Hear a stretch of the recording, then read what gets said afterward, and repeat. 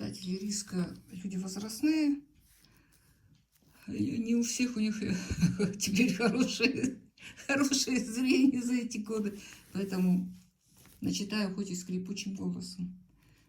Все равно скажут спасибо, что не приходится напрягать зрение. Итак, 16-я последняя страница газеты посвящена мэрии и скандалам вокруг кресла мэра. Кому повезет в битве за кресло мэра Кызыла? И какая-то карикатура, не пойми кого.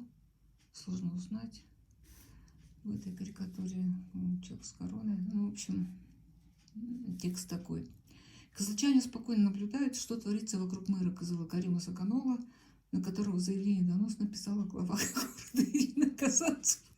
Впрочем, никаких иллюзий относительно того, в чьих интересах она это сделала, нет. Все хорошо знают Казанцеву, и в ее самостоятельность никто не верит, поэтому все пересуды крутятся вокруг воли главы Республики Хавалыка, в интересах которого она так яростно выступает. По чести сказать, у главы Хавалыка имеются полномочия, согласно которым он мог бы отправить мэра Кызыла в отставку самостоятельно, не втягивая в эту мутную историю депутатов городского хурала, но он это сделать не может, хотя бы потому, что сам 10 лет исполнял обязанности мэра Кызыла, когда наша столица медленно, но верно опускалась на последнее место среди столиц регионов. Город был неухожен, завален мусором, бродячими собаками, не освещался и толком не охранялся. Но я бы сказала, что убиты были газоны, озеленение, полностью вырублены деревья, и просто город превратился во вторую такую типичную деревню, какие у нас стоят.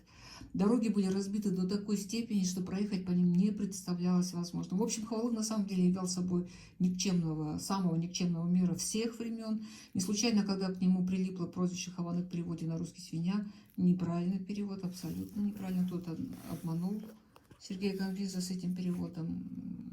Не то значение, такого слова вообще нет в тульском языке, которое тут представлено. Хаванок нет такого слова. Хуванок есть. Хванок нет. Результаты его деятельности на этой не очень сложной должности были настолько плачевны, что даже глава региона Шалбан-Караул, приходясь ему дяде, не выдержал, отправил его в отставку, пристроив директором энергосбыта. Правда, Хавалык и там не смог работать, хотя в его функции входила несложная обязанность вовремя собирать плату за потребленную электроэнергию. Но и тут он отличился очень быстро, доведя компанию до состояния банкрота. Сейчас в суде рассматривается дело о субсидиарной ответственности Владислава Хавалыка, который, по мнению конкурса управляющего, виновен в миллиардных убытках компании. Но вернемся к его работе мэром. Сейчас много пересудов в отношении того, почему мэрия не может распоряжаться землей, находящейся в черте города. А все просто. Это именно Хавалык, будучи мэром, подписал документы, по которым права по распоряжению неразграниченными землями перешло от мэрии к правительству. Именно поэтому у города нет никаких дополнительных финансовых ресурсов, которые могли бы помочь мэрии заткнуть финансовые дыры и поддержать город в приличном состоянии. У мэрии есть только то, что выделяет городу правительство Тувы. Мало того, став во главе республики, Хавалык забрал у города финансы на вывоз мусора, организацию общественного транспорта и отвоз бездомных собак. Ах, вон оно что, передав эти функции подразделениям правительства Тувы, то есть город собаками вообще не занимается, это правительство. Именно ненадлежащее исполнение этих обязанностей пытаются вменить сейчас в вину действующему мэру. Кстати говоря, в разрешении этого дела что-то не заладилось.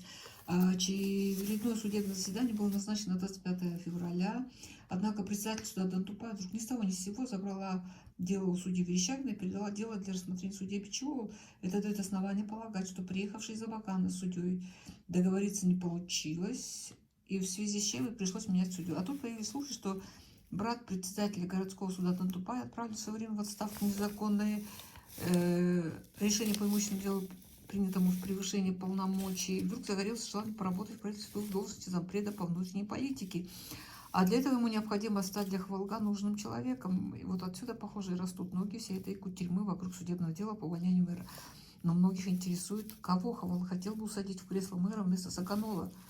В пятницу, возможно, убийцу Лапсана или своего заместителя Чудука. По первому из его биографии светится, в общем-то, не с руки. К тому же у него, похоже, липовый диплом о высшем образовании. По специальности инженер-механика в Казанском техническом институте, по крайней мере, к тому времени, когда он получил диплом, такую специальность вуз не присваивал. Не исключено, что Лапсан там столько числился, зачетов лабораторных курсовых не сдавал. Впрочем, в окружении Хавалыка такой специалистов таких достаточно. К примеру, новоявленный министр экономики, если верить справке, 34 года заочно получил в Хакасском университете экономическое образование, хотя в жизни никогда по этой профессии не работал ни дня. Оставшись без работы, он было намеревался пристроиться в должность руководителя отделения Россельхозбанка, однако Скирка слетал в Москву, оставил там такое досье, что от его услуг немедленно отказались. Или другой его министр образования Ренат Ожик тоже никогда не работал в образовании, даже вроде бы не имеет такого базового образования, я не помню, что он заканчивал. А вот у министра строительства образования вроде в порядке. Однако, как строитель, он известен только с негативной стороны. Ну, а Чудюк в правительстве Хавалга за короткий период сменил 4 должности, и нигде себя не проявил. Он собрал вместе сразу столько негодяев в списке «Единой России» на выборах депутатов Верховного Права, что можно только удивляться. А с учетом того, что как они организовали пьяную вечеринку в ресторане «Столичный» с перестрелкой, его работа заслуживает оценки НИЛ. Да и узбекский погром, организованный в декабре, тоже на его ответственности, в котором не пришли одному месту рукав, и меня пытаются присобачить. Если к этому прибавить детали биографии самого главы правительства Хавалга, то кадровая картина тувинского правительства становится откровенно карикатурной.